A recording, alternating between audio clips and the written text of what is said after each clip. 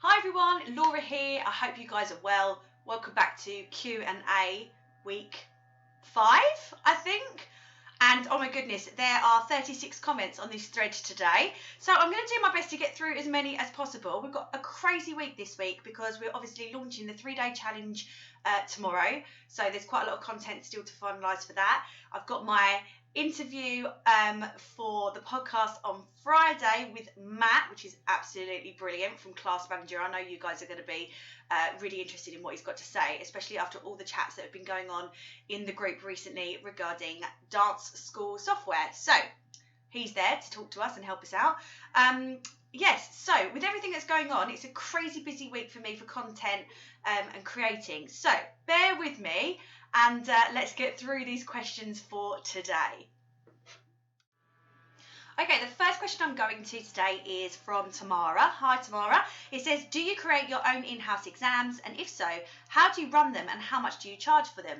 Now, I don't do my in-house exams. Everything that I do is an external board. However, I do know quite a few studio owners that do run in-house exams.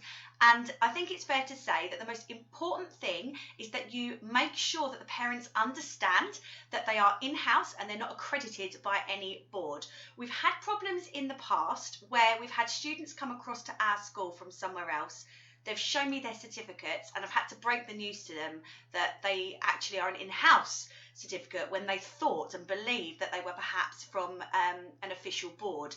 And they were understandably disappointed. Now, I don't think they would have been disappointed if they'd have known from the start what they were doing, but I think they were led to believe, or perhaps it wasn't explained to them enough, that they were in-house and therefore they had been created internally.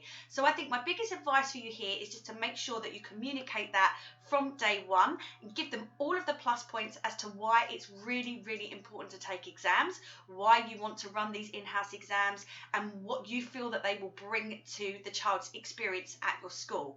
With regards to pricing, I would basically go and look at what some of the boards are charging for their exams at the same sort of level or grade that they are taking, and then go somewhere near that, but perhaps just take into consideration a couple of factors. So you want to make sure that you're not devaluing the fact that you're spending time on having to create content, so like a whole syllabus perhaps that you're creating for them to be assessed in, and depending on how you do it, if you're bringing somebody in externally to judge them, then obviously you've got to pay for that as well. So don't devalue it just because it's an in-house exam and not a accredited board coming in.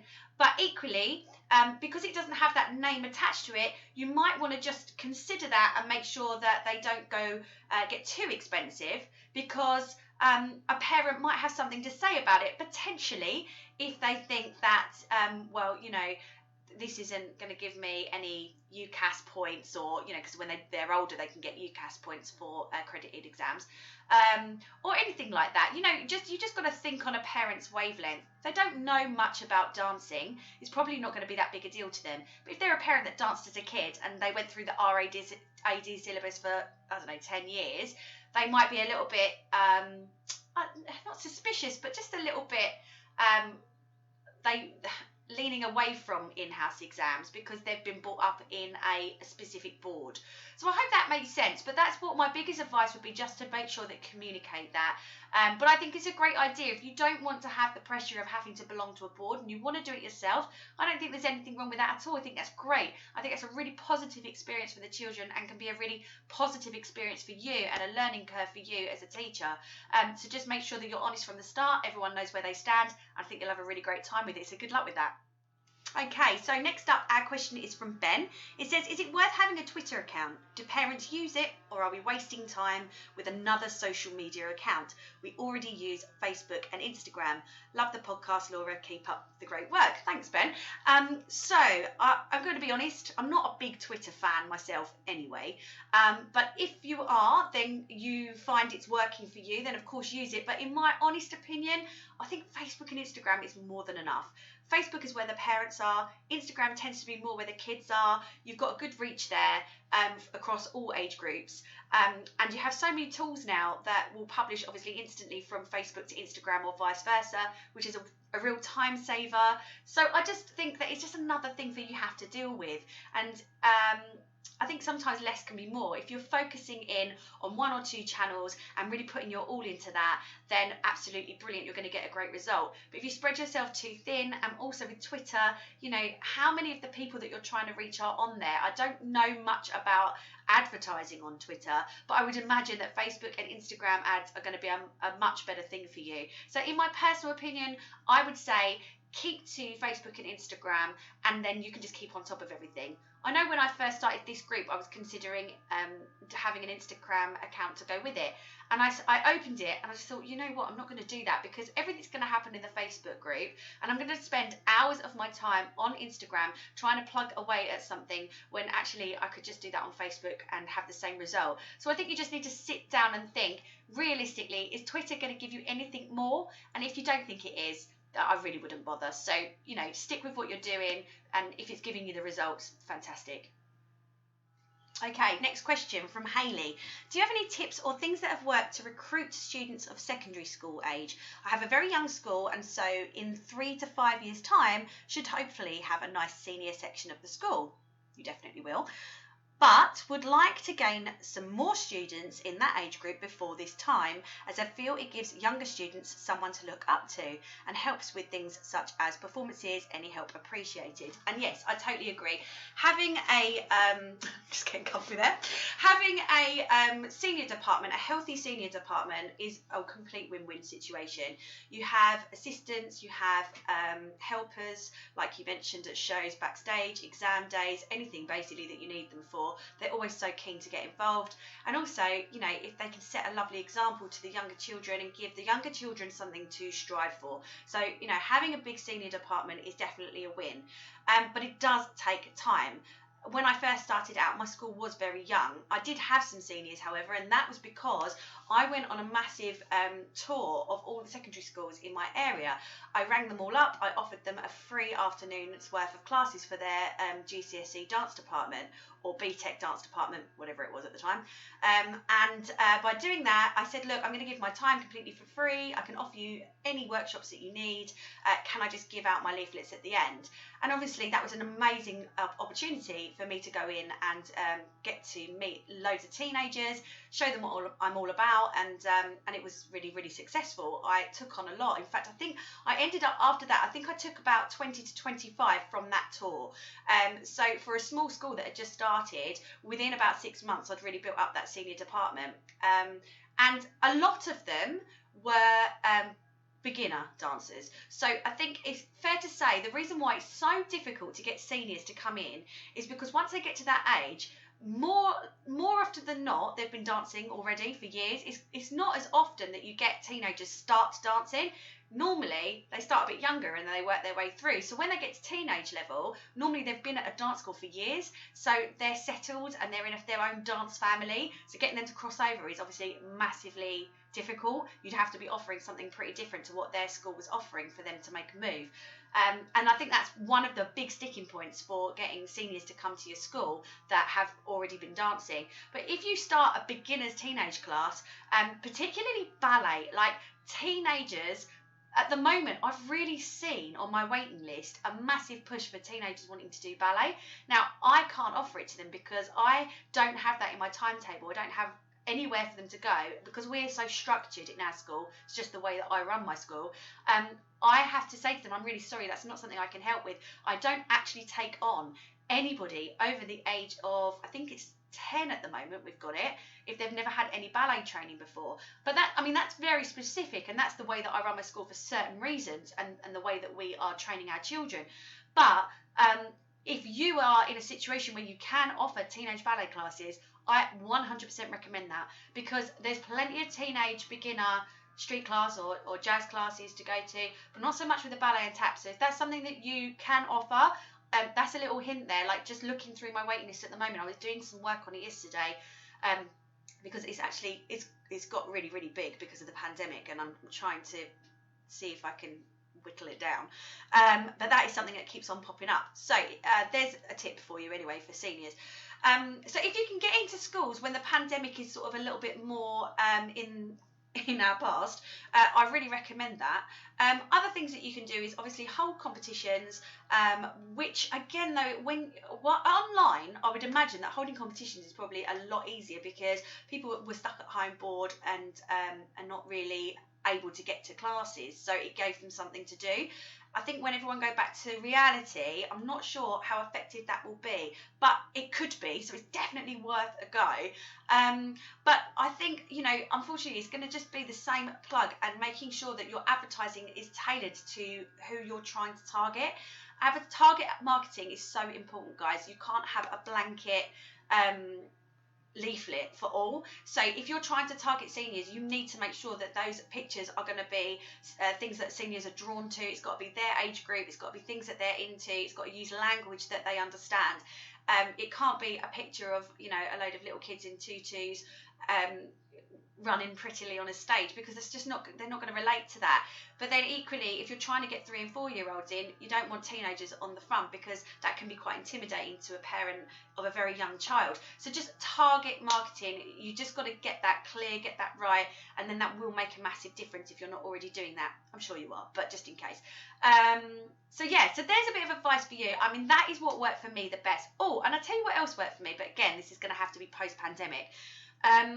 When I was probably about 6 or 7 months into the school, I rang my local shopping centre and I said, can I do a display outside? And they let me, and I think they charged me £90. And no word of a lie, guys, I think it was crazy, it was over 50. I got over 50 sign-ups from that. All my seniors were doing displays, all my little ones were doing displays, and then my middlies were going around with leaflets to people who were watching. And I had a couple of my friends there with a clipboard, and they were just literally taking email addresses as they went. So, I mean, that really, really worked for me. We're going back 14 years, but there's no reason why that couldn't be a possibility in the future. And also, fates. If you can get a little performance team together, it doesn't have to be a competition team. You can wait, that might not be something you're even interested in, or if you are, you want to wait until, you're at a certain level for that. But you could get a performance troupe together that I like, you don't call them this, but they're like your advertising troupe. And you could take them to all the local school fates when they're back up and running, and, leaflet drop while you're there. I mean, that is always the best option, because people get to see right then and there what you offer and how much fun all the kids are having. You have all your kids in your uniform, so there's sell. So there's a few tips for you. It is difficult, I recognise that, especially at that age, but post-pandemic, when things start opening up again, those are some things for you to look at. I hope that helps. Okay, we've got another question here from Tamara, and it says, what's the minimum amount of students you would do a show with? So my first show, which was back in 2008, had 50 students in it. So, I wouldn't be concerned about putting on a show with a smaller amount of students. In fact, in some ways, I think it's a really good learning curve, but with less to do, and therefore you can sort of build slowly and get used to how much effort it takes putting on a show with, eventually 200, 300 kids. The show that I did, we probably had a running time of about an hour and a half. We had a small venue of about, I think it seats about 350. We did a matinee and an evening. I think we sold out the evening, and then we just had a much smaller amount of people in the matinee. But to be honest, we just kind of used it as an extra rehearsal, so that was fine. And it was great. And I really would say, shows are such an amazing way of getting commitment out of people, because you're giving them a great opportunity, and parents really appreciate that. And also, it gives everyone something to work towards, and it's something so much fun, you know. And once you've done one, everyone's going to crave the next one, and it just get bigger and better every single year. So you know, even if you had 30 students, I don't think there's a problem with putting on a smaller presentation. Okay, 30 students is not going to be a show as such, but you don't have to call it a show. You can call it a presentation evening, or you can call it a recital, or whatever you want to call it. But you know, if you had each class do 2 or 3 numbers, depending on how many classes you had, keep it small, keep it intimate, keep it like costumed quite easily. It could just be such a lovely experience. So what I'm trying to say is, don't shy away from it. If you haven't got that many children, there's still so much that you can do.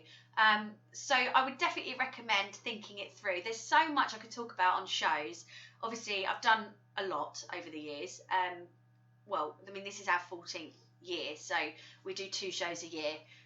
Not 2 main shows. We do 1 main show in the July, and then we do a mini show in the February, which is just for our musical theatre department, because that's quite big in our school. I mean, we have over 100 students just doing musical theatre alone, so they have their own little show as well, just to give them an extra performance opportunity, which I think is really important in musical theatre.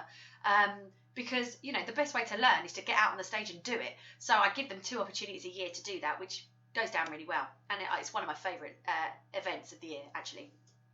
So yes, that's what I would suggest. If you feel like you would like to give it a go, and you feel like you would like the challenge, start small, work your way bigger each year, and just go for it and have fun with it. Don't put too much pressure on yourself, because ultimately parents just love seeing their children achieve something. So, you know, what you might think, oh my God, that's not clean enough, and that person wasn't in the right place. I mean, it just doesn't matter to the parents. The parents are just so thrilled to see their children up on that stage. So try and enjoy the experience, and I would 100% go for it, even if you only have a few students. As I say, I could talk about shows forever, so I think at some point I'll do a special on shows. Okay, so next question is from Cameron. It says, I've always been pay as you go, and it's worked really well, and people like that. However, now we have our own premises, yay, I want to start going to at least monthly payments. Any tips on how I could do that? And yeah, I mean, I definitely think that's the best idea for you, Cameron, because now that your outgoings are going to be, you know, quite regular, and quite considerably bigger, I would imagine, you're going to need that income up front. So I would recommend that you don't make too much of a big deal out of it. I say this quite a lot, and I'm just going to say it again. I just think in the past I have over apologised for decisions that I've made, or, you know, just over explained myself, and it wasn't really necessary. And I've got myself in such a tiz about how people are going to react to changes that I make. But ultimately, you know, 9 times out of 10, it's not that big a deal. If people like what you're doing, and we are post-pandemic, people aren't going to be that surprised that you are going to convert to that way of paying. I think perhaps, you know, monthly or half-termly, that I do half-termly. I know most people that I know in groups that I mentor do half-termly, which is 6 weeks. But if you want to do monthly, it kind of makes it a bit easier for them, to be honest. I just wonder whether having to find cash each week can be a bit of a pain. So if you kind of promote it that way and say, you know, like, we're not carrying cash around so much at the moment because of the pandemic, so everything is going to be made payments online. So because of that, we're going to switch to monthly payments. It's going to be so much easier for you. Another thing that I know that people do, and I've never done it, but it's worth putting it out there, is that people do you can pay for 6 months, and if you pay for a full 6 months up front, you get a discount. So I don't do that, but I did think I'd just throw that out there in case that's of interest to you. It's just food for thought, isn't it? Because then you'd get 6 months commitment up front. I mean, that's pretty good, isn't it? So worth thinking about, Cameron. I'm just going to throw that out there. But my main thing is, I just think, yes, you should do that, because you're going to need that cash up front to pay for all of your outgoings. And B, it's probably not going to be as big a deal as you think. I think all of us sometimes, we build things up in our head of how people are going to react to us, and 9 times out of 10 it's not actually that big a deal. If we present it as a problem, people will instantly see it as a problem. So try to just explain it in a positive light and make it that it's going to be a much easier way of life for them. And also, I genuinely think that post-pandemic, guys, you could do pretty much anything and people would accept it, because at the moment everyone's making so many changes and they're having to. I think people are a lot more accepting of change at the moment and appreciating that things are having to just adapt. So again, you just try not to make too much of a problem out of it in your own mind or to them, and I just don't think it will be a problem at all. And with regards to how you could do the monthly payments, well, you've got, several options. You can either do it through, if you've got like a dance school software, a lot of those have a payment system online, but obviously you do have to pay a fee for that. People can pay through things like PayPal, but again, you can get stung with fees. Or, you could just get them to set up a standing order every month direct into your bank account, which is exactly what I would do if that's what I was going to do. And then you don't incur any fees, and it's nice and easy because you don't have to do any of the work either. You just give them your bank account details and then they set up the standing order at the other end. So, I think it'll be really straightforward for you, Cameron. I think go for it. I think it's a great idea. And maybe consider that discount. Maybe, I don't know, or 3 months or 4 months up front, anything like that. It's just going to get you like some income in. I think, that could be a really good idea. So bear it in mind. Okay, so the next question is from Elaine, and just to give you a backstory, Elaine and I have been chatting about her return to classes after we're allowed to be reopening, and it'll be the first time that she's done it herself. Now, we were talking about when I first reopened after the first lockdown and things that I did to help settle everyone before we came back. And what I did was I did a video walkthrough my studio with the changes, explaining what's going to happen when they arrive, and then literally step by step where the sanitizers are going to be, what the layout of the studio looks like because it's different for social distancing, where the parents need to go, everything like that, so that people felt prepared before they turned up. I had some fantastic feedback. Parents were really grateful that I'd gone that extra mile and taken the time to film this walkthrough so that people got there and felt like they knew a little bit what they were doing already, which, puts people's minds at rest. But what Elaine's asking here is, is there anything else that I can do, because I'm worried on keeping it COVID safe, and she's worried about sounding too bossy. But what I want to say to you, Elaine, is what you have to remember is that we're a year on, and kids are adapting to this day in, day out with the changes. The changes are up and down for the corona coaster that we've been on, and they adapt so well that they already, are so used to this, and you're not going to have a problem because they'll just do what they're told, and that will be their normal. And then once they've done it once, the next week they'll come back and there won't be an issue. Everyone will very quickly adapt to the way you need things done. I don't think anyone's going to question you. I don't think anyone's going to think you're being bossy. What they're thinking is that you are keeping your students safe and your staff safe and their family safe, and ultimately that's what everybody wants. So I promise I don't think you're going to come across bossy at all. When I first opened up after the first lockdown, and even this time around, I'm still a little bit nervous because, it's been months that I've been teaching from home. But particularly after the first lockdown, when it was all brand new, I was absolutely a nervous wreck the night before. I was scared that I hadn't done enough. I was worried that, was anyone going to ask me questions and I wasn't going to answer them? But we're all in the same boat, and you can only do, as much as you can to put things in place to keep people safe. But after a while, people will realise that, you've got your social distancing, you've got your sanitisers, you've got your, cleaning regimes, all of these things. You've got your health and safety, COVID policy, all of those things. Once you've got all of those things done, people know that you've done everything you can in your power within the guidelines, and they're not going to question it. So don't worry. You will feel anxious. I can't tell you not to feel anxious, because you will. But once you've done one full week, you're going to be, this is fine. What was I worrying about? So yeah, don't worry. Do a video if you can. Definitely do a couple of letters, a couple of emails, giving a real step by step. Don't give too much waffle. Try to write it all out, what you want to say, then go back over it and streamline everything. Because the problem is, no one's got time to read 3 pages. If you can, just get it on 1 page. 1 page doesn't look too overwhelming for a parent to read. Bullet point, highlight, bold, anything that's super, super important to you.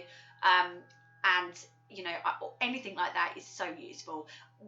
We're going to talk about this in the free training that we're doing on Zoom at the end of the month. But the first section of that is going to be about your return, and it's going to be about the emails that you send on your return and creating a buzz for your return. So we will do a bit of training on that in a couple of weeks' time.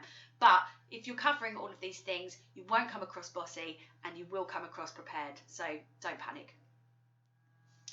Okay, next question, another one from Tamara. It says, what do you recommend to keep students engaged if they don't want to do exams or shows? So yes, it says here weekly certificates, rewards, etc. Absolutely. I think weekly certificates is a lot for you to commit to. So just think about how much admin you want to commit to before you put out what you're going to offer. Star of the week is something I know a lot of schools do, and that's really easy because you can take a photo, post it on social media, done. You haven't got to design a certificate, print it out, present it to them, or get a reward or a treat or whatever. Star of the week can be something that's really, really simple but really effective, because you announce Star of the week, perhaps one in each age group, or one overall if you're still quite a small school, and it's just a really nice recognition for a student. So definitely would recommend that. Rewards, I would say, would be brilliant to do either half-termly or termly. So, for example, if you did something where they learn a scheme of work for 6 weeks and then at the end they got a certificate and a sticker, similar to what they do in things like, that Melody Bear, which I bought into actually years and years ago, but I mean, it didn't really work out for me. But yeah, Melody Bear, they do a thing where at the end of every 6 weeks, it's like a sticker that says, I learned to jump, or I learned to run, or whatever. And then they got like a little certificate that went with it. But you could easily do your own version of that based on the content of your curriculum. So every 6 weeks or every 12 weeks, again, you've got so much to do when you're starting up. You just want to make sure that you streamline it so that you're not trying to do too much. Keep it consistent and keep it simple, because anything is a bonus. I had this really cool thing, actually, this is a good tip, that my friend gave to me. So my friend gave me this link on Amazon, and I'll see if I can find it and I'll post it in the group. But they're really, really sweet. It's like an A5 notepad that tear off, and it says, I just wanted to let you know that, and then you put the child's name, was a real superstar in class today, and then you just sign your name at the bottom, and it goes to the parent. Well, the kids are so proud to receive it, and the parents, when they see it, they love it, because it's just a really cute picture of a star, but the way it says it, I just wanted to let you know that so-and-so was really good in class today. It's just a little acknowledgement. I don't do that every week either, because it loses its value. I just do that every now and again when a kid really has excelled in something, or perhaps has been really struggling with a move, and then suddenly we get a breakthrough, things like that. Little kids, I also do stickers a lot. Kids love a sticker. They'll do anything for a sticker. So things like that, really nice and simple, are so effective. You do not have to be really over the top with this. Recognition doesn't have to be really glamorous. It can be any recognition is really appreciated from kids and their parents.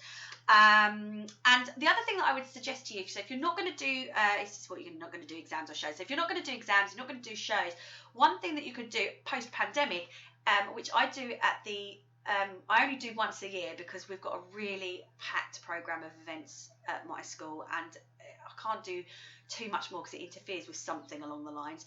But once a year I do Watching Week, and Watching Week is just brilliant, because what we do is we have all the parents come in and they watch the class, and the parents love it. They get so excited.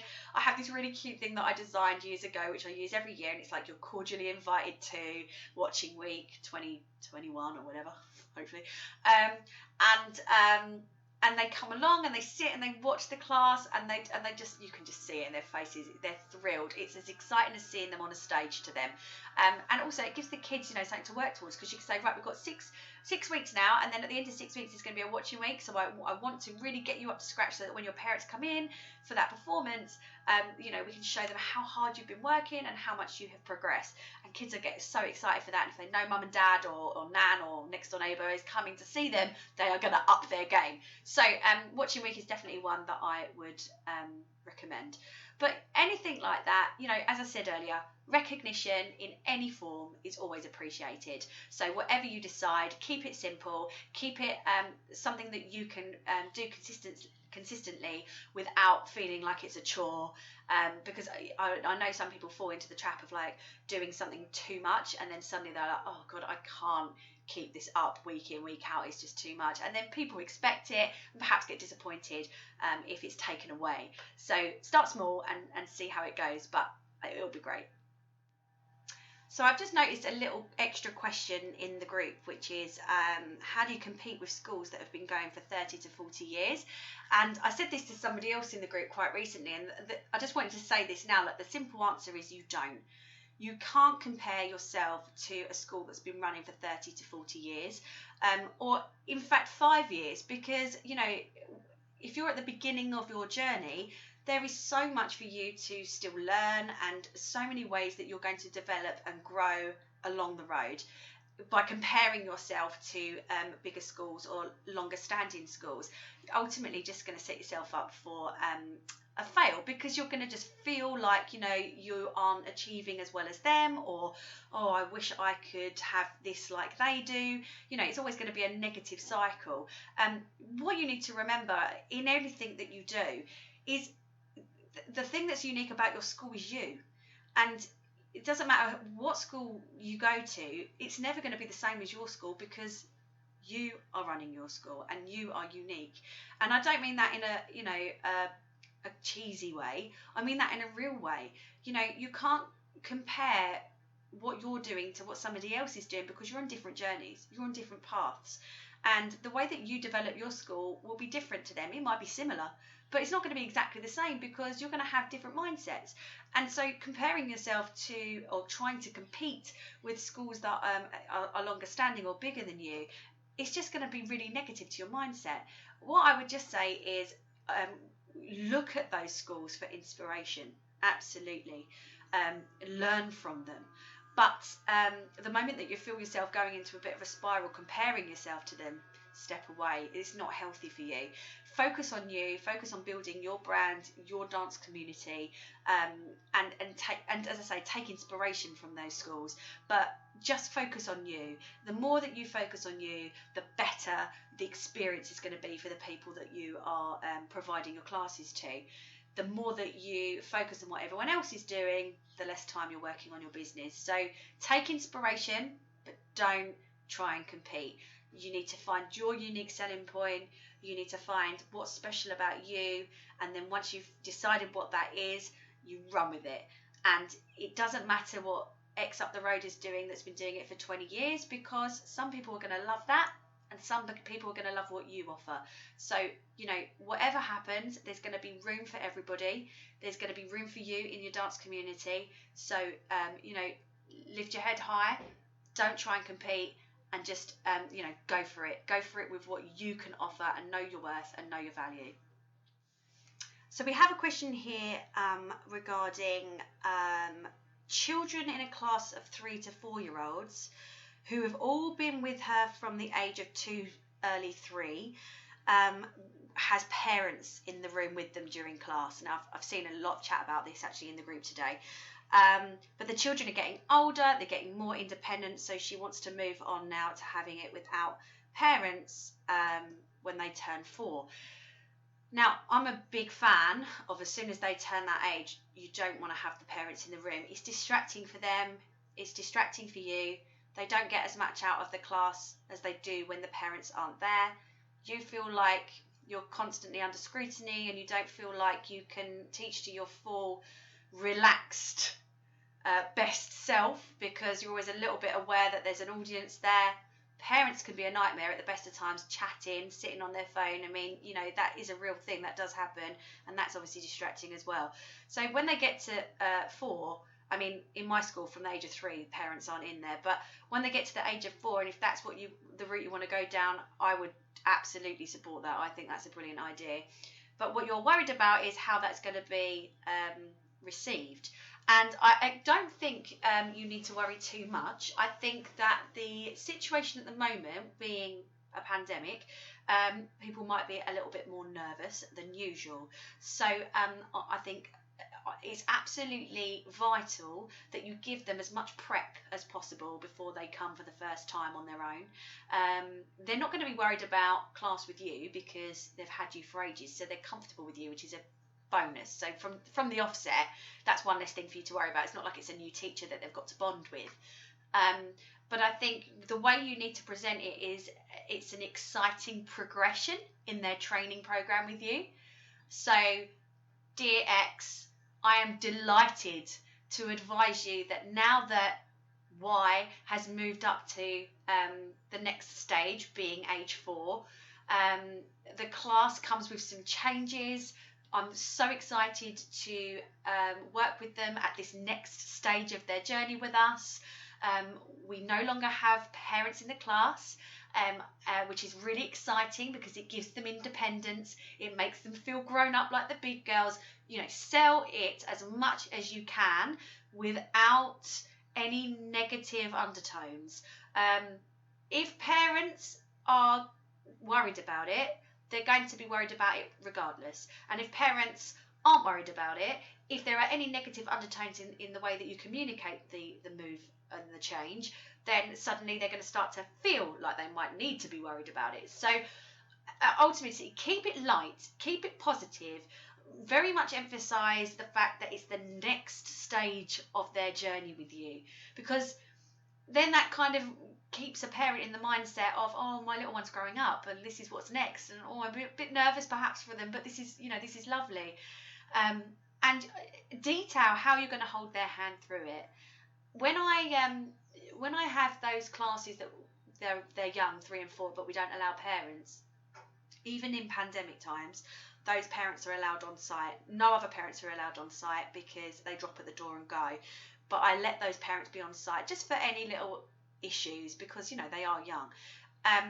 So maybe you could say we recommend that you stay, or request that you stay on site for the first few lessons just to get them used to the fact. But then after that, if you want to, you can leave and come back when their class is finished, depending on how your system works or your premises works. I mean, it's very individual, but just putting things like that out there so that they know that you're aware that this is a bit of a nerve-wracking time perhaps for a child. Not all children. Some children won't care. They'll skip in there without their parents. Bye, Mom. But some children, they're nervous, they're shy, a little bit more anxious about it, and they might need their hand held a little bit more through it. So you're putting out to them that you understand that, and that you're going to put everything into place to make them feel comfortable as possible. And then perhaps you could do a photograph at the end, or a sticker, or a certificate, or something that commemorates the moment. My first big girl dance class, my first big boy dance class, my first class without my mummy, my first class without my family, anything like that at the end. So they feel super proud of themselves at the end of the class, even if it was traumatic at the beginning, clinging onto the door. Don't leave me, mummy. They've got through it. That's so worst case scenario. Don't panic. That's not what it's going to be like. But they've got something to say. Oh, look, I did this, and then they feel grown up and they feel big girl or big boy about it. And then the next week they come skipping in because they are mature now. So that's just food for thought. It's just an idea, but I definitely feel that the way that you present it to the parents just needs to be about how it's the next stage in their journey with you. And when you put it to them like that, I think they'll understand, and I think they'll be excited. And as much as there'll be underlying maybe a little bit of anxiousness from some of the parents, not all, some of them won't care at all, but some of them there might be. Ultimately, if you give them as much prep as possible, they'll feel comfortable with what you're offering them. Okay, next up, from Kirsty. Choosing a location for a studio. I'll be hiring a local hall to start with. What things should I look for? Our area has quite a few dance schools, so I'd be close to one either way, but don't want to move out the area as I know friends with children who would attend. Hopefully anyway. I'm sure they will. So choosing a location for studio, oh goodness, it can be a bit of a minefield, can't it? When I first started out, I was in, when I first started out, because before I had my current school, I tried to open a school twice before that, and I gave up every single time because I just chose venues that were literally in the middle of nowhere. They seemed like a good idea at the time because there was no dance schools around, but the reason why there was no dance schools around was because there were no children, so it just didn't work. So the first thing I would suggest is just make sure that you're in an area that is not, in the sticks somewhere, like in the middle of the countryside where there's no houses around. Try to make sure that you're in a built-up area so that people can get to you either by car, public transport, or walking distance. When you're opening in a hired premises, don't open if there's another dance school in there, or I just think that if you're listening to this and you do, and you're making it work, brilliant. If you can avoid it, I would. I mean, you see all the time in these bigger groups that people say, oh, I've been hiring this hall for 5 years and never let another dance school come in, and this is how. I just think that's just a little bit too close for comfort. If I can advise anything, I would really not advise hiring somewhere that already has got an established dance school in it. That's just my personal opinion. I would look at things like accessibility. So, for example, for me to run a baby class would be really difficult. I don't, but if I did want to, let's say as in a baby, as in like baby ballet, 18 months to 2 years or something like that, you go through our front door and it's stairs, so it's just not accessible for prams at all. So if you're looking to run a lot of young classes, I would definitely have a look at accessibility. If there's nowhere for them to park their buggies and they literally walk in and there's a whole load of steps, I mean, that is difficult. For me, I have got a buggy parking area, so if they have like younger siblings, they can come upstairs to the reception room. But if it was just a baby class and they just needed to come upstairs with babies and prams and changing bags and all of that, it would be an absolute nightmare for them, I've got to be honest. So take into consideration what facilities you have on offer in the place that you're going to. Also, things like heating, because I know it sounds silly, but it's really hard to heat a dance studio. So if you are in a premises like a massive old church hall and it doesn't have like any sufficient heating or ventilation, either one of those is going to be a problem for you. So check out that. I remember looking at a place once in the early days. This was before my school. This is when I opened the other one. The fail. I looked at this place and it was like a basement, and the space was amazing. It was huge. But I mean, there's no windows and it was like terrible ventilation, and we were all going to get sweaty and be breathing a lot. So it just really wasn't suitable. So things like that, just take that into consideration. Also, just do your own mini risk assessment in your head as you're going around and viewing a venue. When I moved to my first premises that I leased, we got big really quickly, and it was only one studio, and I needed to hire out another place. And there was like a cinema that had been converted into a church, and then at the back of that they had extended and had a like a hall built, and I started to hire that, and it started off all right, but quite quickly I noticed that there were like exposed plug sockets or like general like holes in the flooring. If the floor is like a concrete floor, it's not going to be suitable to dance on. And so that particular venue, I actually ended up just leaving really quickly. So I just would recommend, just do a risk assessment in your head. You haven't got to sit there with your clipboard going around, but do it in your head, because if you actually actively do that, you'll notice a lot more than. I think sometimes I would get really overexcited and be like, yes, it's perfect, I'll hire it, because I'm so desperate to find a venue. But actually sometimes it's better to cut and run, because with that place I only ended up being there for a couple of months and it just wasn't any good, and I had to leave and find somewhere else anyway. So take your time, have a look at the general amenities, facilities, accessibility, and do a little risk assessment as well. And again, if you can avoid it, don't have another dance school in there already.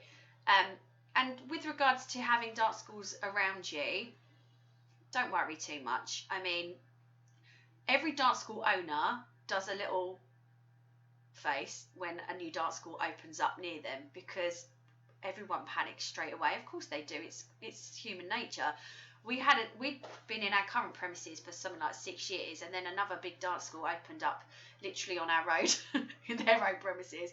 And when I first got told, there was all this like drama being created from the parents. Oh, this is happening, and all that, and it did roll me up. I was like, oh God, everyone's going to leave and go there. Of course, it didn't happen, because you're, like I said before, you're unique. You're you. What you offer is not going to be the same as what they offer.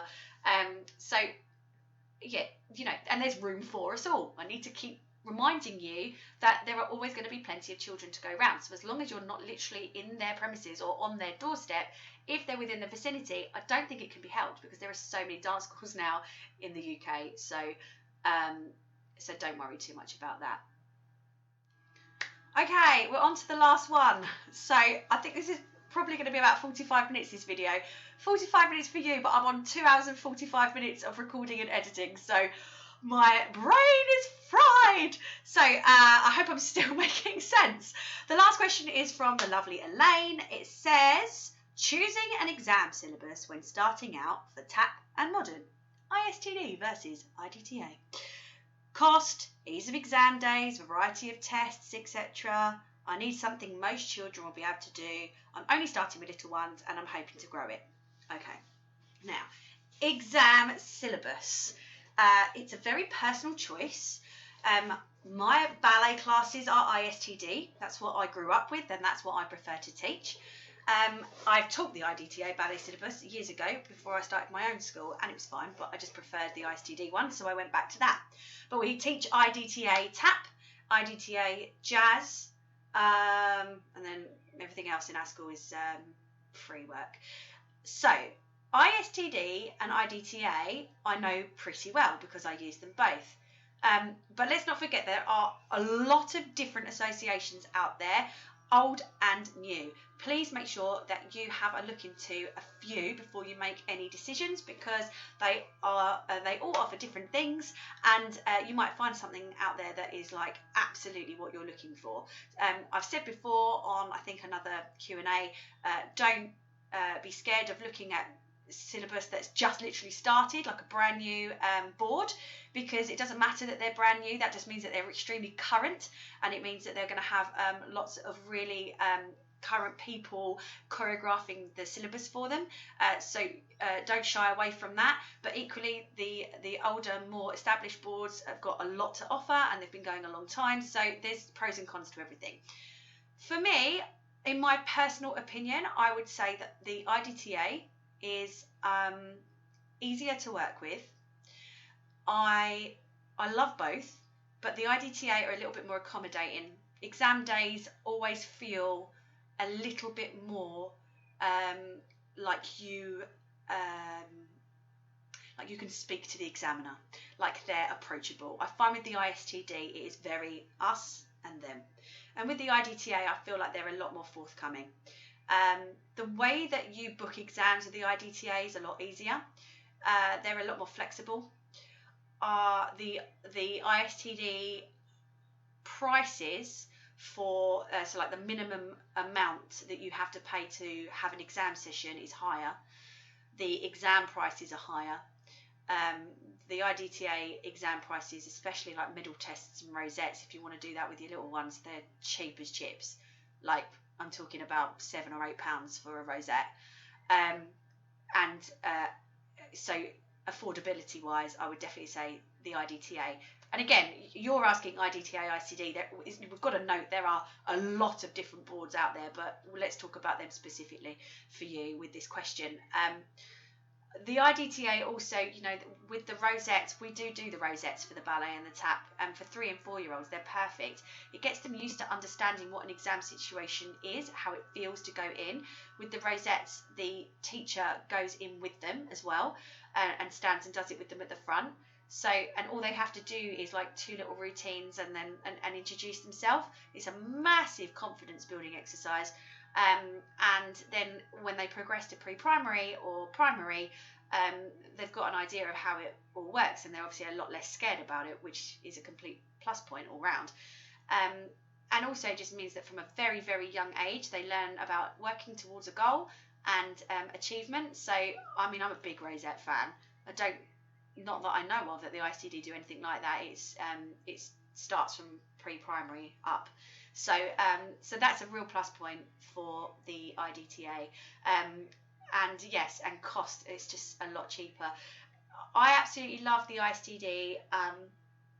I love their syllabus. I love, and I know it sounds funny, but I do find that in some ways the ISTD are not as consistent with their results, if that makes sense. I've found over the years that the examiners are very up and down. Very up and down. I literally had a year where everyone got distinctions, and then I had a year when I had passes, and I'd never had passes before. That's not something that we'd had in our school. And these were kids that were good kids. I mean, these were teen kids. Like, they weren't pass kids, and I had to challenge them, and I had to appeal and all that nonsense. I've never had to do that with the IDTA. What I will say about the IDTA is they are consistent. The kids tend to get what you think they're going to get. I do feel like I get a much more even playing field with results with the IDTA. So I don't want to sound like I'm being negative about ISTD, because I'm not. I really enjoy using them, and I've made relationships with some of the examiners over the years who are absolutely lovely, and they do offer great courses, like CPD courses and all of that sort of stuff. But when you're starting out, and for what you're asking me, I think for you, Elaine, the IDTA might work better for you. They've also got a drama syllabus that they've just brought out, which is very, very flexible. It's kind of a very rough framework, and then you can just kind of make it tailor-made to your classes. Same with the musical theatre syllabus, if you want to run things like that. They do medal tests, so if you don't want to learn a syllabus, you can make it up yourself and just get assessed on what you've made up, essentially. The medal test for the jazz, where you choreograph up to 4 numbers, they perform, and then they get assessed on that. You know, there's so much variety with them. I just wonder whether that might be more suitable for you. But again, I can only advise, have a look into it for yourself and see what you connect to more. And don't be put off by any of these newer boards, because I feel like they certainly have their place, and they certainly have a lot to offer. So I hope that helps. But as I say, do your homework, because what I feel might be very different to what you feel. But that gives you an insight into what my experience is with those two boards.